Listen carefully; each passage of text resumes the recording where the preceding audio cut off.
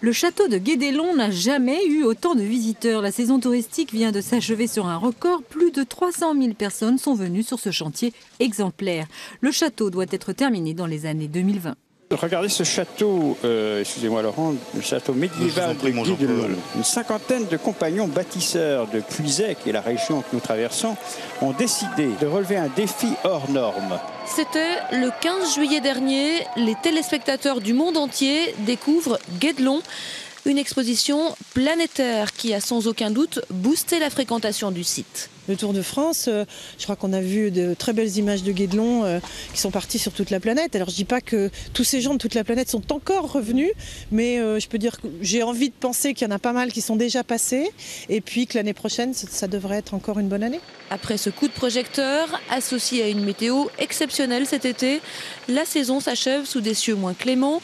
Mais malgré la pluie, les visiteurs étaient encore nombreux pour ce dernier jour avant la trêve. Cette année 2009 constitue un record, un peu plus de 300 000 visiteurs, c'est 50 000 de plus que l'an dernier.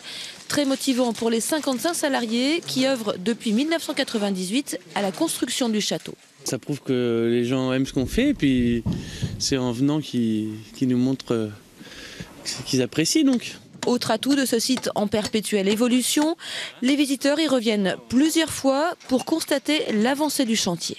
Le château de Guédelon est de loin le site payant de l'Yonne le plus visité. Au plan régional, c'est le second, juste derrière les Hospices de Beaune.